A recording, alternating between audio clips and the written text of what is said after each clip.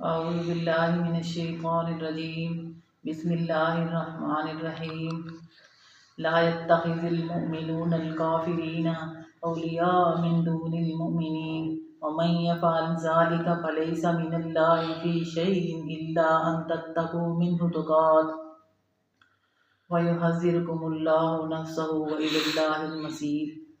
سورۃ آل عمران آیت نمبر 28۔ مومنوں کو چاہیے کہ مومنوں کے سوا کافروں کو دوست نہ بنائیں، جو ایسا کرے گا اس سے اللہ کا کچھ عہد نہیں۔ ہاں، اگر اس طریق سے تم ان کے شر سے بچاؤ کی صورت پیدا کر لو تو مضحکہ نہیں، اور اللہ تم کو اپنے غضب سے ڈراتا ہے اور اللہ ہی کی طرف لوٹ کر جانا ہے۔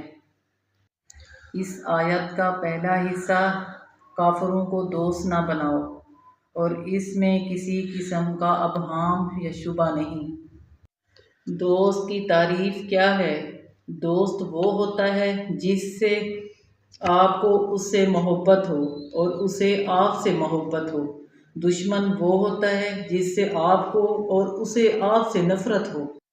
ہمیں آج تک یہ بتایا گیا ہے، ذہن نشین کرایا گیا ہے کہ کافر ہمارے دشمن ہیں، اور اس میں کوئی شک نہیں ہے، مگر ساتھ ساتھ قوم کے دماغ میں بٹھایا گیا ہے کہ کافر تمہارے ازلی دشمن ہیں، اور اس سے سوچ پیدا ہوئی اور تاثر ابھرا کہ اس کے ساتھ لین دین، معاشی اور سماجی تمام معاملات وغیرہ سب حرام ہیں۔ اس آیت مبارکہ کے دوسرے حصے میں اس بات کی اجازت دی گئی ہے کہ آپ ان کو جگری دوست نہ بنائیں، اور اگر ان سے فتنہ شر انگیزی کا خطرہ ہو تو ان کے ساتھ بات چیت کے دروازے کھول سکتے ہیں، ان سے کاروبار کر سکتے ہیں بامر مجبوری، ورنہ اپنے مسلمان بھائی سے ہی لین دین وغیرہ کے معاملات میں ترجیح دیں۔ اگر وہ اس معیار پر پورا نہ اتریں تو پھر جائز ہے۔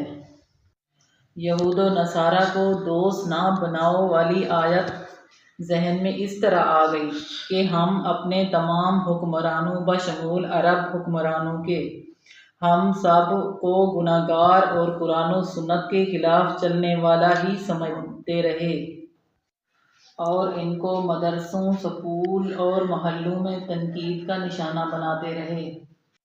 اس سلسلے میں بہترین مثال پاکستان اور امریکہ کے تعلقات ہیں۔ دونوں ایک دوسرے کی مجبوری تھے، اور دونوں کی اپنی اپنی پالیسیاں رہی ہیں، مگر بظاہر ایک دوسرے کے دوست ہیں اور وقتاً فوقتاً اپنے مفاد کی خاطر استعمال کرتے رہے ہیں۔